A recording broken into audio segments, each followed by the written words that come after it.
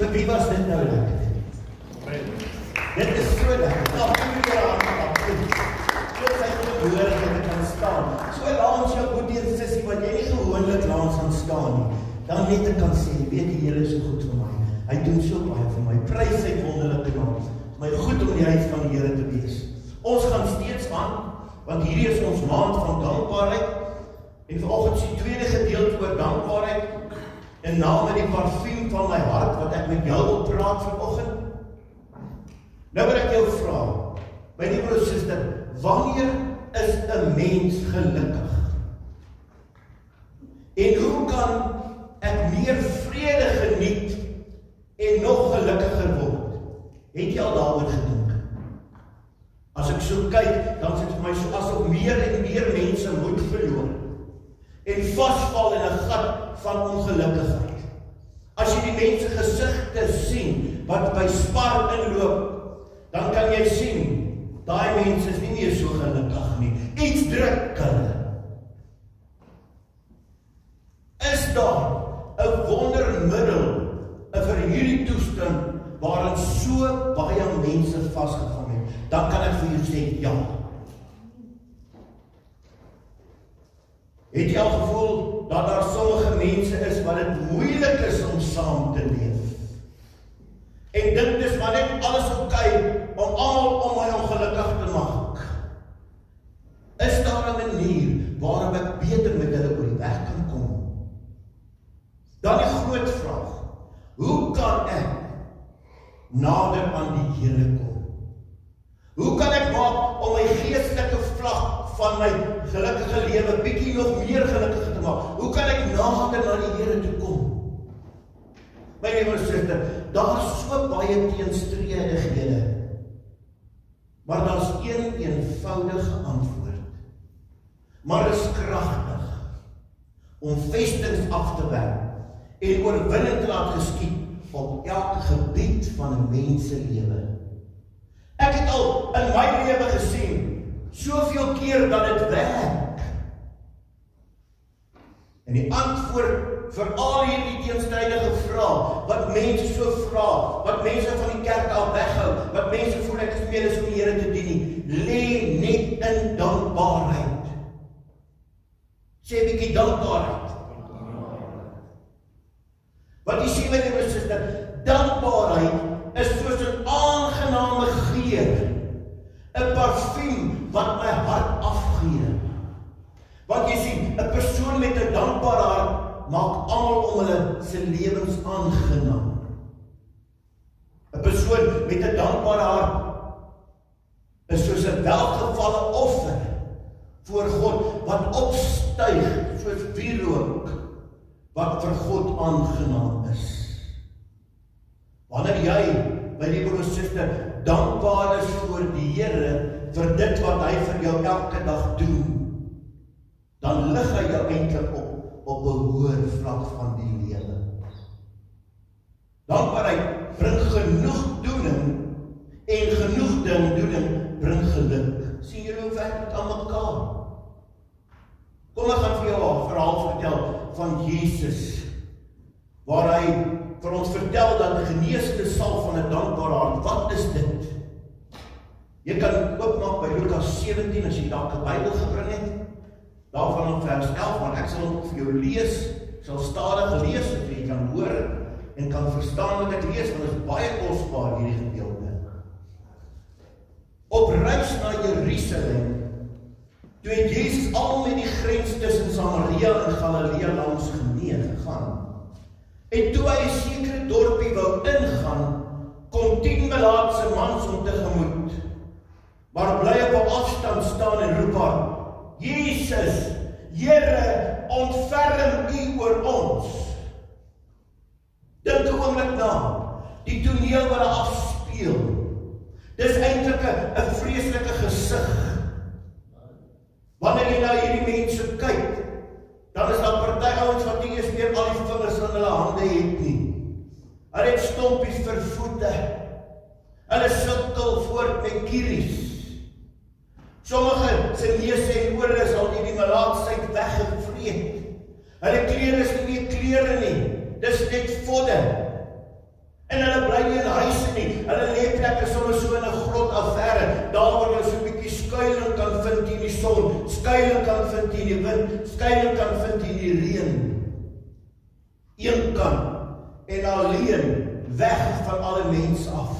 Maar hierdie mense roep uit, Jesus, Here, ontferm U oor ons.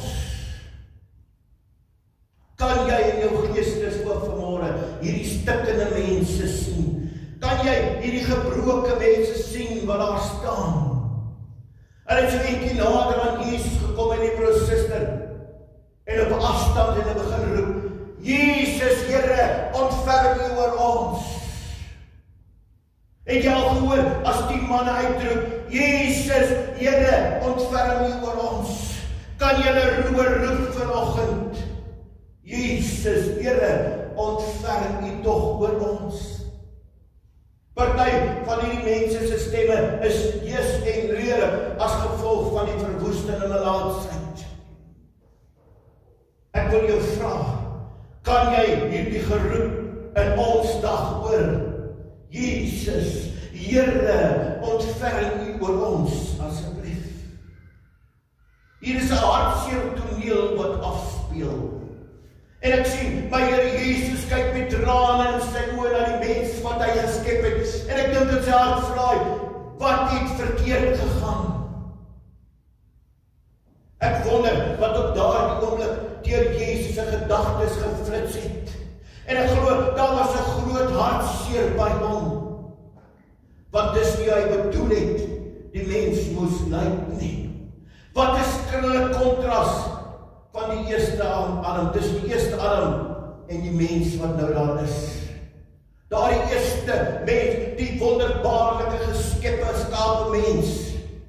En nou is sonde besig om die mens te verniel en dood te maak. En dis nou hierdie 10 stikkende manne wat op afstand staan en na hom roep. Ja, Jesus hoor hulle. Jesus sien hulle. En wat doen Jesus? Omdat sy hart so mooi en vol liefde is, genees hulle. Lukas 17:14 sê, toe hy hulle sien, sê hy, gaan wys julle vir die priesters. Op pad daarheen het hulle gesond geword. Hierdie 10 melaatses hou ewe skielik op om vir genesing te smeek. Hulle luister na Jesus se opdrag. Jesus het gepraat, halleluja. Hulle word meegevoer van die krag en die meegevoel in Jesus stem. En hulle glo op hierdie oomblik wat hy sê.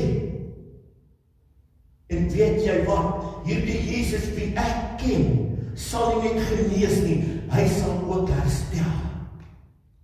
En hierdie manne begin dadelik op die pad na Jerusalem te loop, waar die priester hulle lyn gaan verklaar. En ek weet, ek sou graag 'n reaksie wou sien by die broersuster, toe hulle ontdek dat hulle gesond geword het. Hy, manne, skree die een, my vingers is almal terug, halleluja. Kyk daar na Josef, daar aan daai kant, hy weer ore. En in my geestesoog sien ek hier die 10 genesende melaatses. Jubel en lag van dankbare geluk. Maar toe kom vers 15 en vers 16 en het plaas die soeklig op die 10. Op een van die 10. Een van hulle, toe hy sien dat hy genees is, omgedraai en hardop God geprys en geloof. Dankie Jesus, dankie vir die wonderwerke in my lewe, dankie vir wat U vir my doen. Ek is so bly en dit vir my gedoen, Here. Nou kan ek U loof en prys met 10 vingers, met voete kan ek spring en ek huppel voor U, want ek is gesond, halleluja, Jesus. Die volgende 2 verse praat oor iets van die 9 geneestes. En iets van Jesus wat baie belangrik is, in vers 17-18 sê, toe sê Jesus, was daar nie 10 wat gesond gemaak is nie. Waar is die ander 9 dan? Is daar niemand anders wat omgedraai het om God te eer, behalwe hierdie man, wat nie eers sy dood is nie? Kom ons vra, bietjie hierdie vraag vanmôre. Waarom is die Here so goed vir ons mens? Ons is eintlik so sleg en so lelik teenoor hom. Waarom is hy so goed vir ons? Ek glo, hy het geweet, dat net 9 mense sou kom dankie sê. Waar is die ander 9 dan? Was hy uitroep. Jesus roep uit, waar is die ander 9?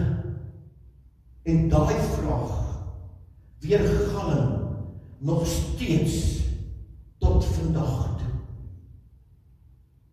Romeine 2 vers 4 gee vir ons die antwoord. Hy sê, besef jy nie dat God jou deur sy goedheid tot bekering belei nie?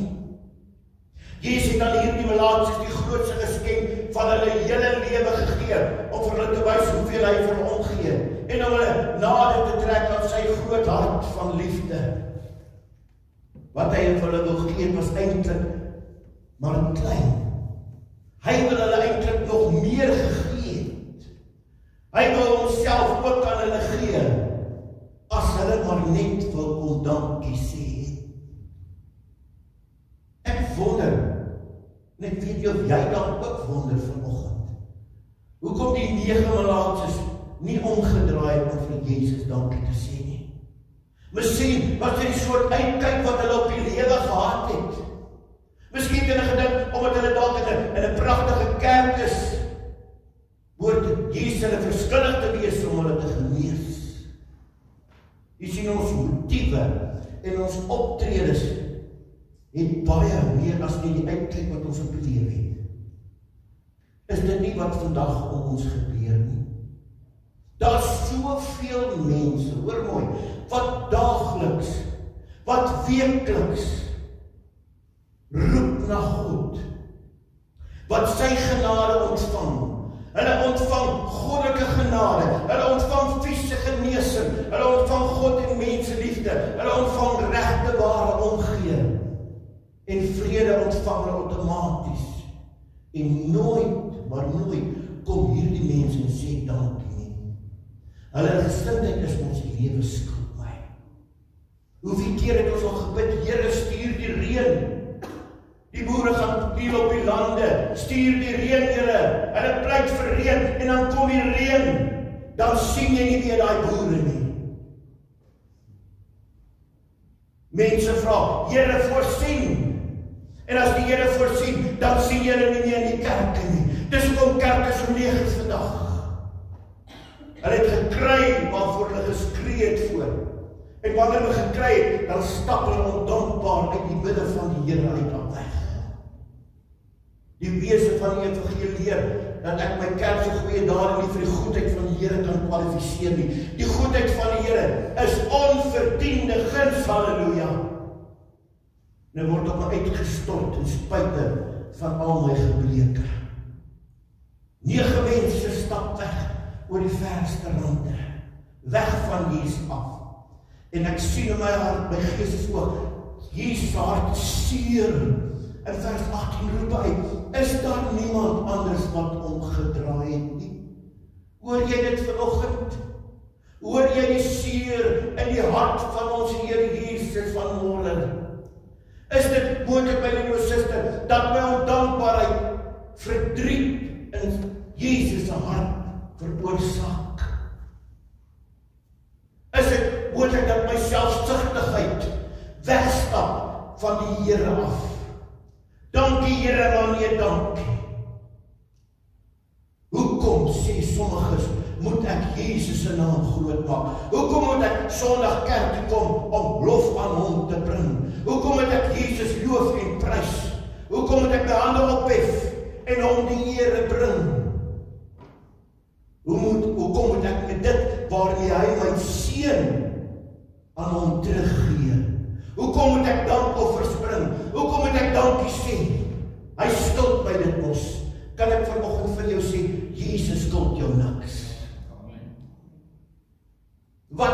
hierdie 9 ondankbaarheid misgeloop, omdat hulle nie omgedraai het en Jesus bedank het nie. En wat het die een dankbaar ontvang? Vers 19 sê dit. En vir hom sê hy, staan op en gaan huis toe. Jou geloof het jou gered. Halleluja!